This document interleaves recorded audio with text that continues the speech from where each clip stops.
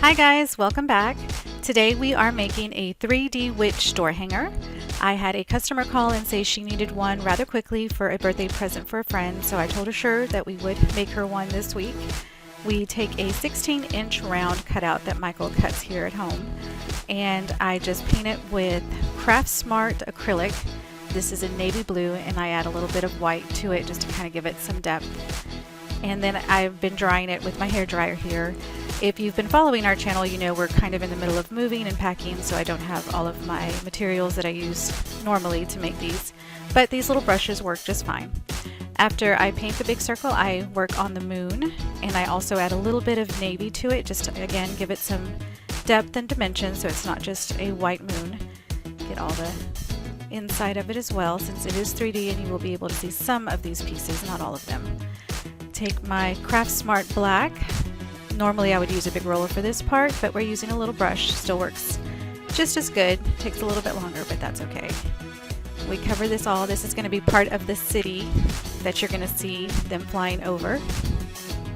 And once that is done, I do about 2 or 3 layers of this just to kind of give it a good solid color. So I'll paint it, dry it, paint it, dry it. Normally I have a standoff to the side that dries while I paint other pieces, but again, we're just kind of working with what we have here. I use grass green for Winifred for her dress, and these I do use my small brushes for, just to makes it a little easier to get some more detail in their clothes and in their hair.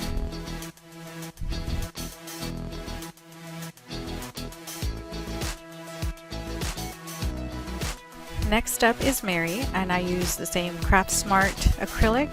It looks a little orange on the screen, but it's actually a redder color. And I will add black to this to kind of give it a darker color, almost like a maroon.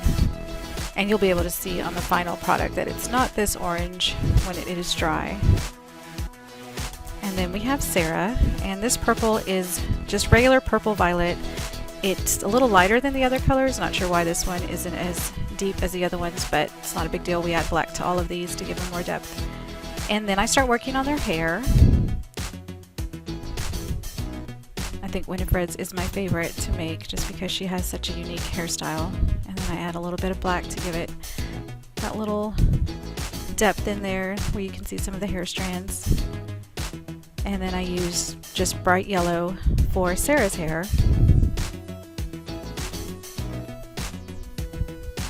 Again, just give it a little depth with some black. On Mary's hair, I add a little white just to kind of give it a little more than just flat black. Then I do the broomsticks.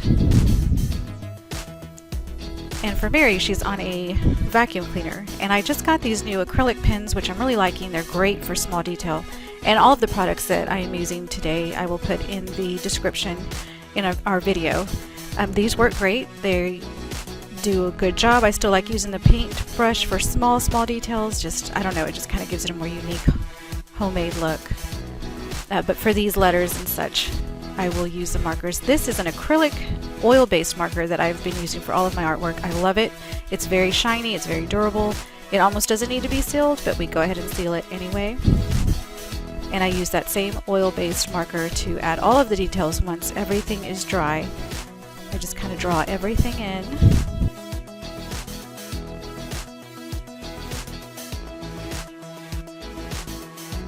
And this is the thing with these pieces, every single one is going to be a little unique since it is all hand done. And this is Michael gluing it. We use a Starbond CA glue for this. And just kind of glue it all like a puzzle piece. There's the city.